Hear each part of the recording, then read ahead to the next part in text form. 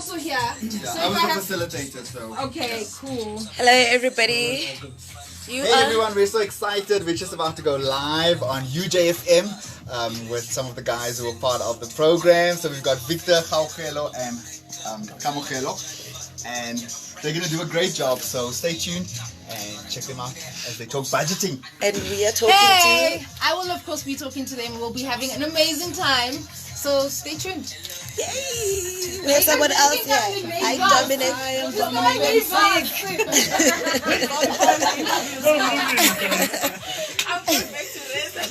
Don't be nervous.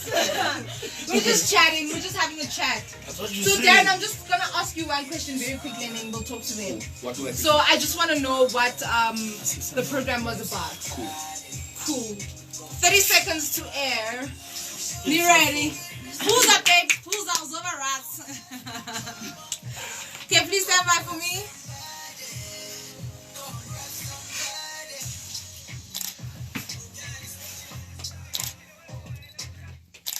That's the cool sounds of KO. He's featuring Gemini Major and Major League on this one. It's called Eloy. 17 minutes past 11 o'clock. Ahead of that one, the Kiffners featuring ISFAP, who came through with Lose You. Back to back with some Ariana Grande with Thank You next. It's time for us to get into a very interesting conversation. So earlier on, before we went to break, I told you about the Association for Saving and Investment South Africa, a CISA Foundation, partnering with the ISFAP Student Financial Aid Program to run a financial education program, Saver Waya Waya, the Learn Plus Earn program. And joining us in studio, we've got Darren August, Gaugelo Malopane, Victor Muntwedi, Kamogelo Khosana, and they are going to tell us more about this program. Ladies and gents, welcome to the Urban Brunch. Hello. Thank you. Let's get straight into the chat, right? So we're talking the Association for Saving and Investment South Africa, CISA, having partnered with the ISFAP Student Financial Aid Program to run a financial education program, Saver Waya Waya. Darren, tell us more about this program. What exactly is this program about? Thanks, B. So the program is actually a financial literacy program, but pitched at young adult level. And so it's particularly aimed at young people who are studying right now, but are going to be entering the world of work in a year or two. And so the program included some really, really pertinent topics pertaining to finances. So we're talking budgeting and credit and how to get out of debt, as well as saving for your future, and so that we can avoid some of the mistakes that our parents have made. Absolutely. And so that we can obviously be better.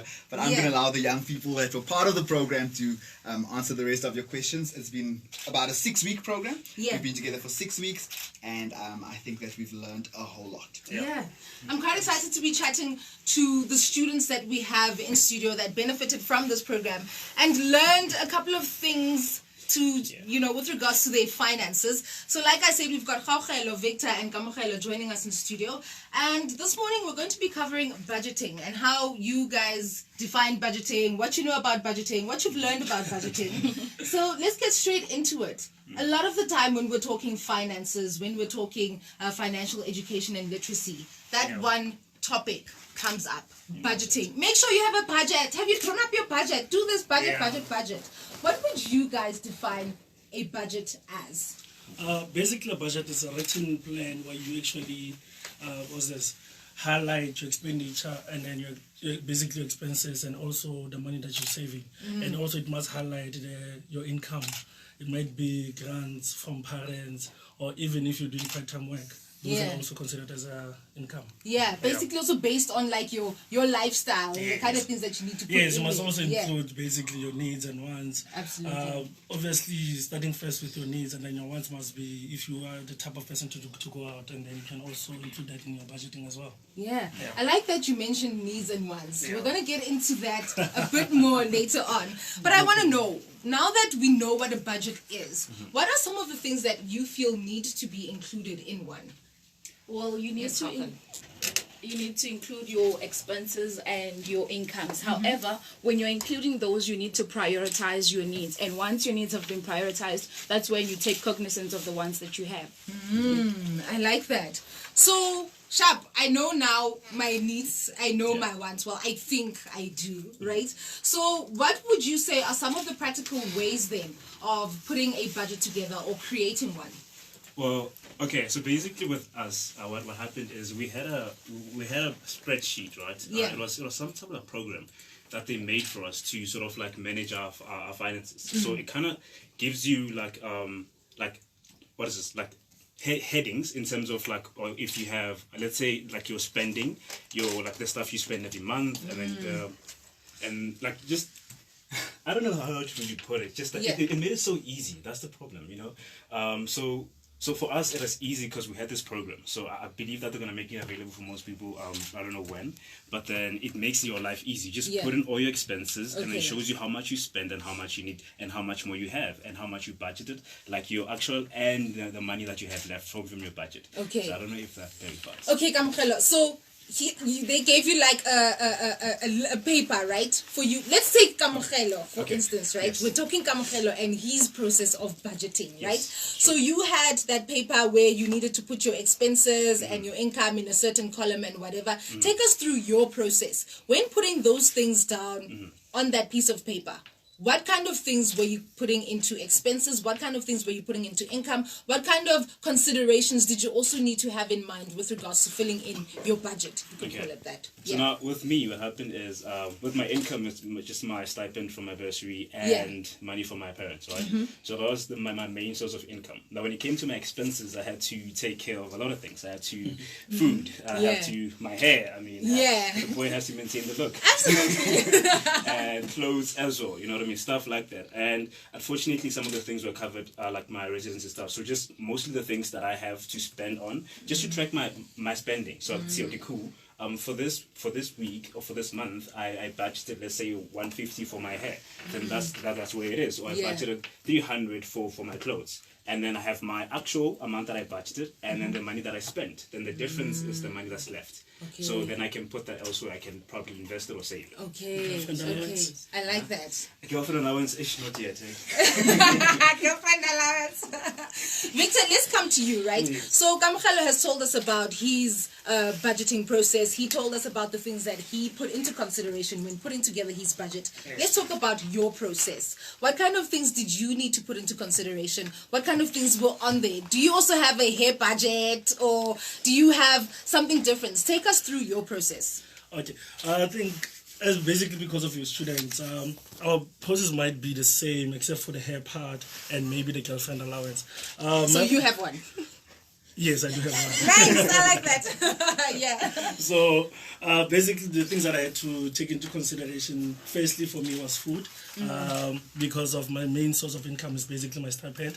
So I work around that, and then basically it was food, and then from food, electricity costs, and then after electricity costs, then that's why I take in, if I've got some money left over, that's enough, then I'm thinking about maybe taking myself out for lunch or maybe breakfast somewhere nice. And then that's it. I like that you consider that you want to live as well, and you put that in your budget, and it's not just, you know, things that are done on impulse. It's very important that people learn to put those things in their budget as well. Let's come to Kamkhelo. Kamkhelo, we've spoken to Kamkhelo and Victor. They've told us about their budgeting process. We want to know about yours. There's this conception that people feel a woman's budget is much technical than a man's budget. Is this true? Please tell us about your process. Well, I think it's very true because we get our allowances mainly on the first day of the month. Yeah. So immediately I get my allowance, I take out everything that I would like to invest, what I would like to save, and then I write each and everything that I want to have in my grocery list. Like I put on a grocery list. Nice. And then I choose the hairstyle that I want to do. I go to different salons to check which one is cheaper and where is the quality. And then at the end of all that, that's when I go and do my hair at a cheaper place and still manage to look beautiful. Nice, I like that. Yours is like a thorough process, hey? Yeah, like I said. I like that. So we put the budget together now, right? Yeah. Now it's time to spend. Stipend ingenile, SMS khalile, gumnandi, right? You have your budget together. But how then do you track, or keep track of your spending with regards to what you have put on your budget? Yes, Victor. What I can say is that before the program, I myself never took into consideration actually tracking down all my expenditures up until I went through I think after the second week of the program, that's when I started realizing the importance of a slip that you get at Pick and Pay or at Spa. That slip is very important because of it highlights all your expenditures. It actually also highlights where if you are misusing your funds or you're spending your funds where it's actually necessary. Also, your bank statement. If you look at, most of us actually do swipe, so also it gives us like, the bank statement is the easiest way to go through because of, say for instance, some banks I know they do charge banking transaction fees, so now you can actually be able to see where all your money is going through. Yeah, That's cool. Those are the most easiest ways to keep track of your expenses. Have you been religious with keeping track of your expenses? Yes. Okay. Since I think I started after the second week of the program, then that's what I started practicing every week to see actually where is my money going through. And then it also helped me to be kind of like save in terms of my expenses. Now I know how much I've been charged in terms of my transaction fees and all of that. Yeah. That's really cool. Kgaugelo, with tracking your spending, your process, and what has it done differently from what you used to do before tracking? Okay, before tracking, I used to just see a hairstyle and decide that I'm doing it. But after tracking, I realized that I could actually save more on how I do my hair and where I actually do my hair. So the process of starting to track has made me realize that I can actually achieve more financial goals than what I've been achieving so far. Yeah, I like that. And for you, Kgaugelo? For me, before tracking, it was a mess. But in most cases, like, I'm very careful with money, so I most of the time I have more money in the bank than out. Oh, nice. So, nice. But then before tracking, like, I would just spend on just few stupid things every once in a while. But then after tracking, I know that, okay, this month I know I'm spending $7.50 on groceries. I know I'm spending this much on the gym and this much on that. You know what I mean? So I know how much will be left and how much the bank is gonna take. And then from that, I know what to invest and what to save. So for me, in most cases, just like, it just makes my life simple just after tracking. Yeah, I like that. So earlier on, Victor made a mention of needs and wants. And a lot of the time, people will say this is subjective to an individual. Yes. Your needs are different from mine. Your wants are different from mine. But what would you then define needs and wants? How do you differentiate between the two, especially when creating a budget? Well, basically, needs, according to me, are everything that you as a person need to survive. And wants are the luxuries that make your life to be nice and enjoyable and all. So, but then, as you said, needs and wants are subject to each individual. My needs cannot be your needs. So you need to know yourself and prioritize what your needs are. Absolutely. I agree. So let's talk about some of the needs that you had on your budget and some of the wants that you had put on your budget. Well, my first need or my first priority on my budget is making sure that I take out the $250 and put it aside. That is a need for me. I need to do that. And then my want is when I actually have to buy airtime. That is a want for me. I can live without airtime, but I can't live without not making that money because I have got a vision of what I want to do with the money. Nice. I like that. Victor, what about you? What are some of the needs that you had put on your budget and some of the wants? I think for me, basically, the most important thing for me would be having groceries, food throughout the month. So I put a lot of my money into groceries just to make sure I survive throughout the month. So I don't do unnecessary shopping during the month. And then the next thing would be to make sure that I always have some data allowance for myself. Okay. Yeah. How okay from Mkosliwe manje. My needs are my wants. I'm a once. Nice. Yeah, I'm a once. Those are the ones. And then also taking myself out for lunch and then maybe being able to afford a drink or two. Yes. Okay. That's also a want for me. Nice. I like that. Kgaugelo, for you, what were some of the needs and wants you put on your budget? For me, needs. Well, the first one was just like Victor, was food. I have to make sure I have enough food to survive me throughout the month, right? And then I realized, okay, cool. So now I need to live. I need to be able to move. So I ended up joining the gym. So one of the things that I make sure that I have money for at the end of the month is the gym. So that was one of my needs, because if I don't go there, I have the whole month or even a day I'll feel sluggish. So absolutely. So that's one of my biggest needs. And my ones are one of those cheat days, when you just take yourself out, just buy a muffin or ice cream or stuff like that. So and I've got that. Don't forget the quota. We're hanging out with Kgaugelo, Victor and Kgaugelo. We're talking the financial education program that they were part of. So the Association for Saving and Investment South Africa, ASISA, had partnered with the Igusasa Student Financial Aid Program to run a financial education program called Saver Waya Waya. So they are here telling us what they've learned, and we're putting more focus on budgeting this morning. Do you have any questions maybe that you'd love to ask them? Send them through at UJFM. The hashtag is the Urban Brunch. It's 30 minutes past 11 o'clock. It's time for us to get into news with Dominic Machola. Let's enjoy the flowers, the birds. Please stand by. Great songs Joseph, to grab the listen mic. to with great tracks like these. You're listening to ISFAP 95.4. News.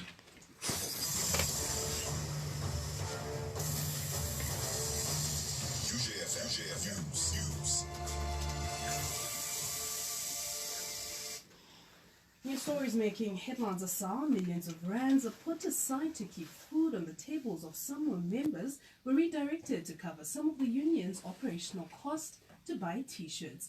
And 3 handwritten rules have been found at home above the home of Aretha Franklin months after the Queen of Soul died. Continuing trending stories of Sawa include hashtag you know winter's early, hashtag I learned the hard way that, and hashtag Tuesday. And taking a look at your financial indicators, the dollar is trading in at 14 Rand 44 cents, the euro is at 18 Rand 36 cents, and 1 British pound will cost you 16 Rand 10 cents.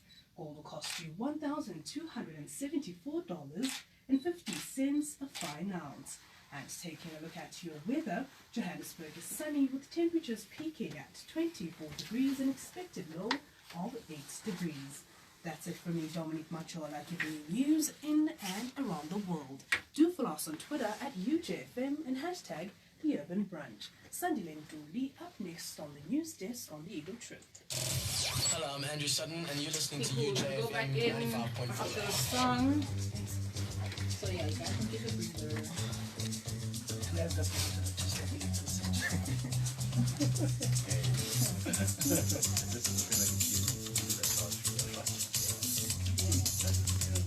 You guys are doing well. Okay, say hello to, well, there's people on Facebook. Say hello to everyone on Facebook. Everyone at ISFAP has joined. Hopefully Grounded Media has joined. I can't see who's here, but we've had like 13 people that are watching us. Isn't that cool, guys? Yeah, that's so cool. Hello everyone, we're sending you love.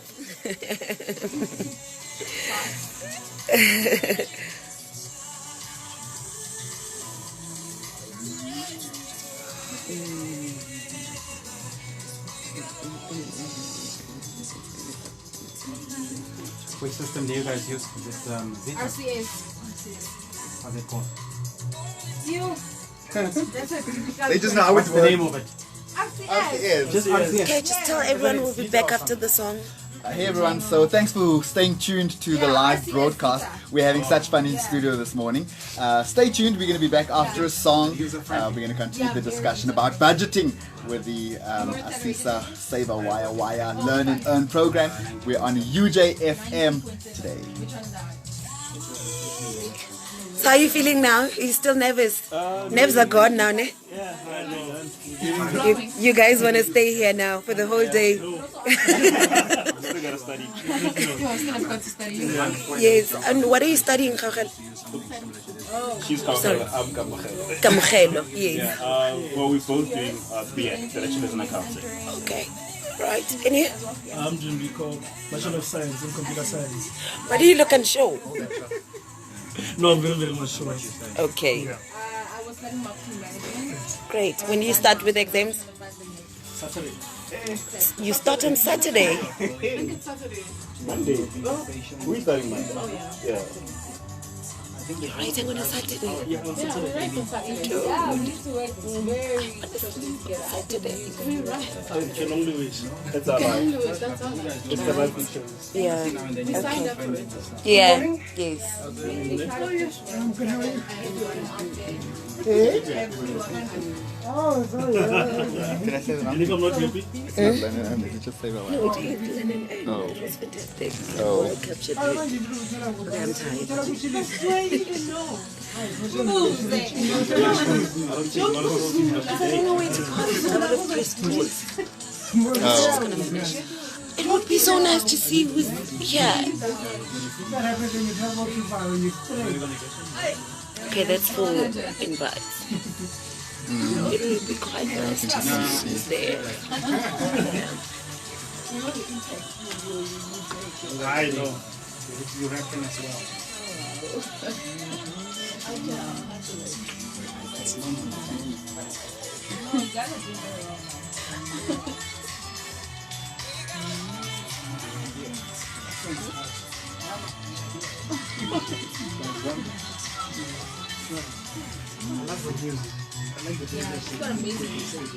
Here's a comment saying it's great to see how you guys have become responsible with your money. That's the thing. Yes. From ISFAP. Okay, stand by for me, guys. Control this. Yeah, so just so this will hammer now. Stand back.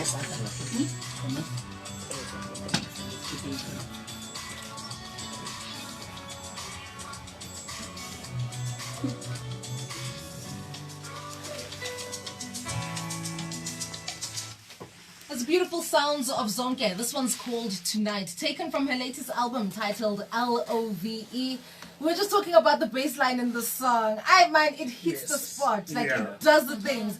Absolutely loving it. This is UJFM 95.4, 37 minutes past 11 o'clock. Myself and Dominic Majola are keeping you company and serving you brunch all the way up until 12 noon. We've got just under 30 minutes left of the show, and joining us in studio, we've got Gaugelo, Victor, and Kamugelo. So the Association for Savings and Investment South Africa, a CISA Foundation, has partnered with ICUSAS, a student financial aid program, and they were running a financial education program titled Saver Wire Wire. And joining us in studio, as I've said, are the students that were part of this program. And we've been putting focus on what they have learned from the program, but more specifically, budgeting, right? So we've spoken about what exactly a budget is, what you've done, how you've put a budget together, but now we're spending, right? And how does one then ensure that you are actually sticking to the budget you've created? Because I think that's the hardest part about budgeting. Because putting a budget together is very easy. You're just writing, putting numbers there and all of that. But actually sticking to it, avoiding impulsive behavior, avoiding temptation, avoiding those things that are just like, just this once, I won't do it again. How then do you make sure that you're actually sticking to your budget? Yes, Kamkalo. Yes, with that one, like you said, setting up a budget is very easy. You just write things on paper and you feel like I've achieved something in life. Yeah. Right? But then, just after that now, the actual spending, how do you keep track? Or how do you, for me, it's mostly about self-discipline. Like you really have to be disciplined about it. What I do now is I learn to put aside a bit of money. So for my impulsive buying, so I know, okay, for this month, my impulsive buying is capped at 200. Right? I can't go beyond this. So if I know when I'm working on, oh crap, I like that. I'm like, okay, how much of my impulsive buying money do I have? And then I spend that. If I have no more, then tough luck. You know what I mean? And sometimes I make sure that I keep my money tight so that I don't spend uselessly, if I put it that way. So so that's how I do it. I like that you consider impulse in your behavior, in your budget as well, because I think it's a human thing. We are all impulsive, but we all have to find a way to keep it under control. Gaugelo, for you, how do you make sure that you actually stick to your budget? For me, I always keep track of my financial goals. So if I want to buy a cell phone, I take a picture of the phone and put it on my fridge. So that every time I'm in my room, I'm like, I need to get that. So every time I get money and I look at the phone, I don't get tempted to buy. And again, I also have, like what Gama said, discipline. I know the power of no. I need to be able to say no to the junk food while I move past shops. And also, again, I keep blow money as well, like impulse money, because we do need all that. Yeah, nice. Victor, for you, how do you make sure that you're keeping track of your spending? Okay, for me, I set aside like weekly allowances for myself. Nice. So I know, because I stay closer to campus, then I know I don't have to buy lunch on campus. And then at least on weekends, then I can take myself out for lunch. But it must be within my weekly allowance. Yeah, that's how I keep track of my expenses. I think the one thing that has a lot of people up in arms with regards to budgeting and sticking to their finances is black tax. Yes. A lot of the time people will say it's very hard to factor in certain things because there's still money that needs to go home. There's still money that I want to send home. There's still this I need to do for my mom and so forth. How does black tax affect our budgets? The thing is with black tax is that the way people have coined it is that they make it seem like black tax is a must for one to do it. And then black tax, if you think about it, if you know where it comes from, is that it's stemmed directly from that thing of Ubuntu, wanting to do good for your parents or maybe for your siblings or maybe helping out at home. So now also it requires some sort of discipline. So same thing, it needs to go into your budget. It can also be under that, what's this? Useless expenditure fund that you yourself put aside, so that if, say, for instance, your mom calls you up to say, hey, I need some money for 1, 2, 3, or for society or for stock sale, then at least you can take from that fund. And also being able to communicate with your family as well, especially mom or dad, just to say, look, this is how much I have per month. Be direct about it, be frank. I know a lot of us tend to hide how much we get per month from our parents because of your afraid that they want more. But the thing is, we need to communicate with them so that they know how far we can go or how low we can go in terms of giving them money. That way also black tax does not become a burden to us, but more of an enjoyable exercise to do. Okay, cool. Gaugalo, for you, what has your experience been like? Well, for me, I haven't really experienced black tax as per se because I come from an economically viable family. So I haven't really been able to see that there is a point where I need to send money home and whatnot. But however, I do also feel like when I go home, I feel obliged to buy something for my siblings. So maybe that is my experience with black tax. Okay. Kamo, for you? Yes, black tax. It's been rough. I know I'm still a student. People say, what do you know about black tax? But I've had a few incidences where I had to send a bit of money home to my brother because he has a son and stuff, Yeah. And sometimes his budget would be too tight. He just call me like, hey, can you help me out? I need a couple of thousand, so just help me out however you can. Yeah. So now I learned like through this. Back then I would just scratch my head and find a way to send him as much as I can. So, but then now I learned that you can actually budget for it. You can actually put aside money for black tax. Meaning that when they request it, then you know, okay, cool, I can take it from my black tax money. It's the one that you budgeted. So that's what. So now, thanks to this program, like right now, I don't even stress about it anymore. So I just know, okay, cool. Out of all the money that I have, around about 450 is for black tax. And if no one comes and if no one says they want black tax. Wow, that's so weird. If no one says they want black tax, I don't think people usually say that. They usually say go for airtime. but then if no one asks for anything, I just put it aside or put it into my savings and then we keep on rolling. So yeah. All right, I like that. We've got a response on our live feed coming through from Mandla Maluleka. He says, this is a great program. After all lessons that you gathered from the financial literacy workshop, how do you see yourselves after you complete your studies? Yes, Victor, let's start with you. I think for me, per se, I would say that I've learned a lot, more especially in terms of savings and budgeting and the importance, basically, of how to be financially savvy. And because of most of the time, we focus on taking care of our social life, educational life, or maybe even our medical life, but we forget about the most important part, which is financial life. Hence, I would use maybe a life of a soccer player. Soccer players earn minimum at least 50,000 a month, but then after 2 or 3 years, when the career dies down, then no one has money for it, simply because of they're not financially savvy or they're not doing proper budgeting based on their expenses. So I think after this, for me, I'll be more financially savvy as compared to someone maybe who just knows their income and not aware of the way they're spending their money. Yeah. How color for you? Okay.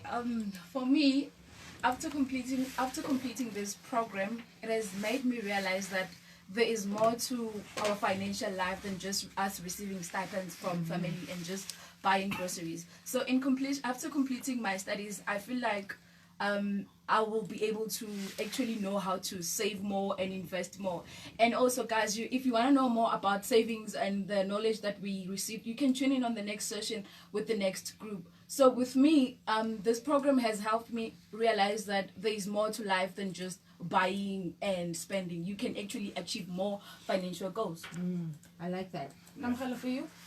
Well, life after my studies and after this program. Well, I see a bit more different from what I envisioned it before. Yeah. Because we recently had a CFP, things a Certified Financial Planner, coming in. So they actually shed a lot of light in terms of like what to expect out there, you know. So I think after this, I'm gonna be a lot more financially savvy. I mean, I definitely don't need to buy a brand new car. I mean, obviously, everyone says after getting that CASA, you need to get that Golf 7. You know what I mean? There's no need. You can actually get yourself like a second-hand motonya and just push it for a bit of while saving for your actual car. Absolutely. You know what I mean? So I feel like after this, I'm a bit more money-wise, if I put it that way. You know, so I know a bit more about money. I know how to spend, how not to spend, and yeah. I like that. So there's one thing that a lot of people try to factor into their budget, but sometimes it also like hits them sideways, you know. And this is emergencies. You might have a place in your budget where you've like, okay, I've put something for emergencies. Then in the month, one emergency comes. Another day, another emergency.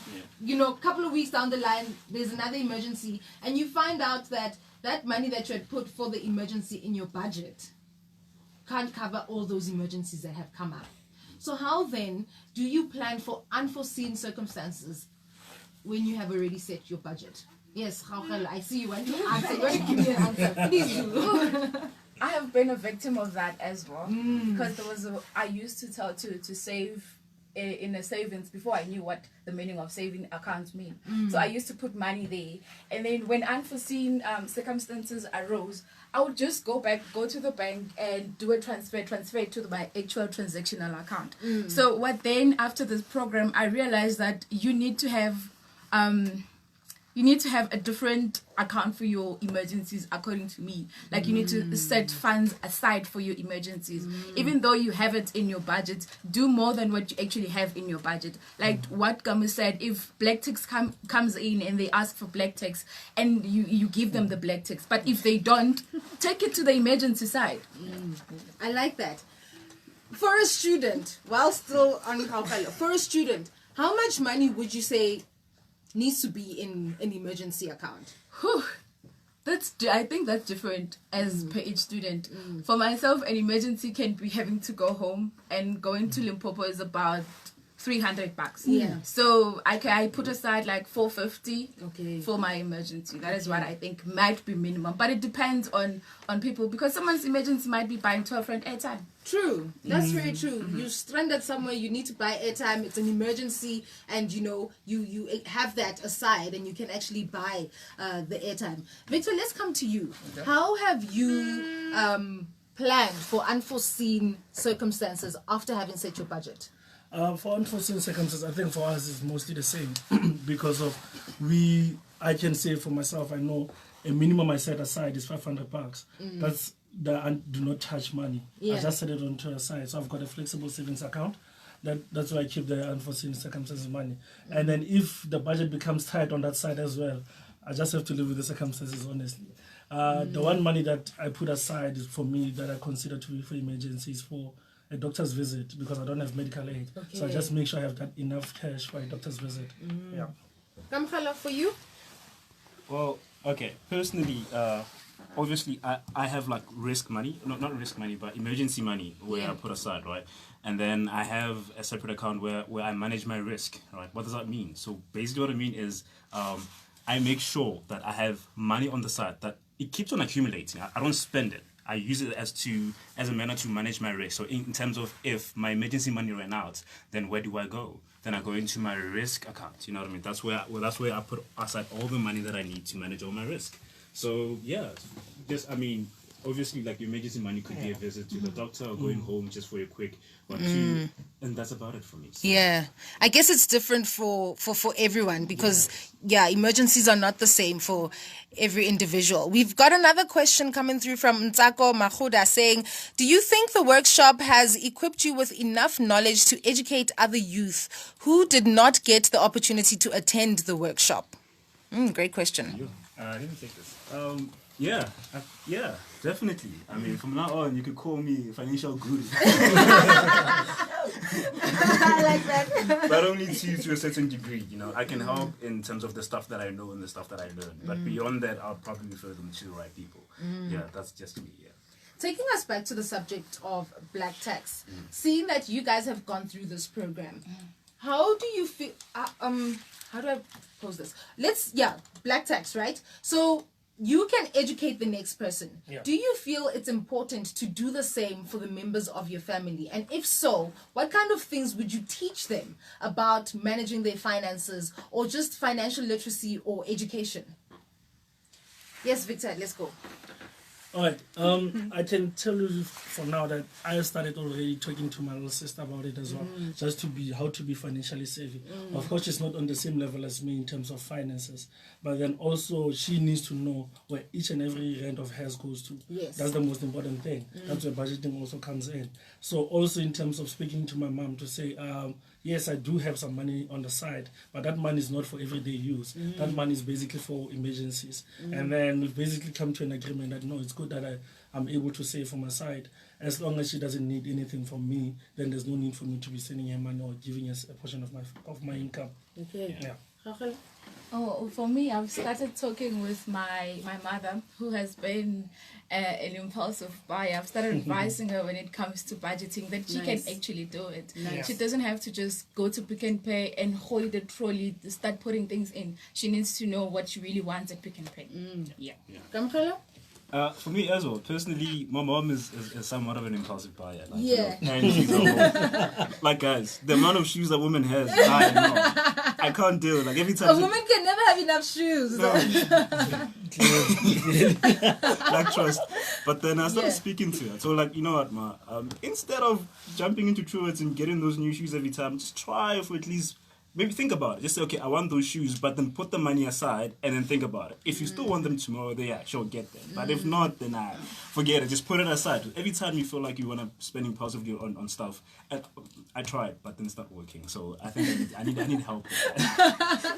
But there's something important that you mentioned that I think a lot of people also need to take into consideration, is that moment of impulse does not last long. When you want that thing now, sharp, you'll buy it. But the day after, you'll realize that I just wasted my money. Exactly. When you get home, it's just like, actually, I don't need this. How do you get through such instances? Gaugel, I know you have an answer for me because I saw your reaction. You've had that kind of moment, I'm assuming. Yes, I have. When I went shopping for clothes and when I got back, immediately I just put the plastic bag in my room. I'm like, did I really want this dress? Do I really need it? So like I would take Gama's advice of saying, put the money aside and wait. Tomorrow, if I feel like, okay, this dress I wanted, then I go for it. Because sure, I've been a victim of that so many times. Yeah, I think we all have been. I hear Victor and Kamagelo also agreeing with Kamagelo. But to close off, what do you feel you can do if you feel you're still not making it at the end of each month? Even after you have budgeted and you have stuck to it. Okay, let me take this. Yes, Kampala. Well, for me personally, what I do now is I started looking into different ways of living, right? So I was fun about minimalism. So I cut down on a lot of things. Yeah. Like I really, like right now I noticed that I don't really need a lot of stuff that I have. So some of the stuff I take it back home. But then in terms of money, I know, okay, cool. I only need to spend on A, B, and C. Right? So anything beyond that is just being excessive. So it's just, and some people might see it as weird. I mean, my roommates sometimes think I'm weird, but then it's just become a life for me. Like, you know, I only spend on the stuff that I need, and all my wants and everything else, I make sure that I put them into a box and I prioritize them. Nice. Like, do I really want this want? You know what I mean? Instead of just saying, I want that, then I got it. Yeah. So I have to, because, I mean, the aim here is to build wealth as well. You don't just want to have money. Because if you think about it, most South African people, as soon as they get their income, within the first 10 days, it's all gone. Yeah. So I avoid that by all means, because I have to keep money. I have to have money all the way throughout the month. I can't live with the thought that I don't have money in my account. It freaks me out. So yeah, I think that's one of my biggest fears. But yeah. Yeah, Victor. Just to add on to what Kamu said, another thing that people might want to take into consideration is the fact of maybe getting some extra income from on the side because of, say for instance, you've got $1,000 and you know food is expensive, so all of that goes into your groceries. But then you could possibly become a waiter or maybe a barman or maybe become a cleaner over the weekend. Yeah, those kind of odd jobs, just to supplement your income. That way you've got more income coming in so that it can expand your expenses as well. I like that. Yeah. How for you? Well, for me would be make some lifestyle adjustments. Yes, very For important. example, when you were buying at I don't know if it's proper to mention the name. When you're buying at Pick and Pay, also try at looking at days when they have got sales and maximize your selling, Nice. maximize your buying. That will help you minimize your expenses. I like that. You guys have learned a lot. You're teaching the rest of us a lot as well.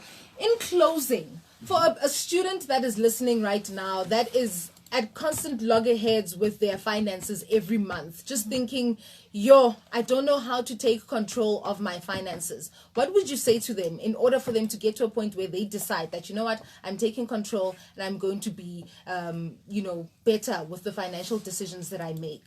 Yes, Victor. The best thing one can do is that make sure you budget before getting the money, before you get exposed to the money, so that at least you know how to be disciplined and limit yourself. Because if you have the money exposed to you or in your bank account, you think of all the nicest things that you can buy. But if you plan properly before the money comes in, then it makes your life very, very easy. Yeah. Well, for me is have a financial goal with your budget. Like, know that with this money that know what you want to do with your budget, what you want to do with your money, and always remind yourself of that financial goal that you would like to achieve. Nice. Well, to add on what they said, because you actually made a very good point, guys, like honestly speaking. For me, it's all about the perspective of money. Like, how do you see money? Because I know, like, in most cases, especially we the young, we see money, like, as soon as you have money, it burns your pocket. You feel like, you feel hot, you know what I mean? You feel like, I have the world in my hand. I can do whatever that I want. But I think you just have to change your perspective of money. Use it as a tool. Don't just use it as something that you know what I mean? So money for you is a tool. It gets you the stuff that you need and you want. So for me, that's how I view it now. I just change my perspective about money and I use it as a tool and I just make sure that it works for me, not the other way around. I like that. Ladies and gents, yes, it's been a pleasure.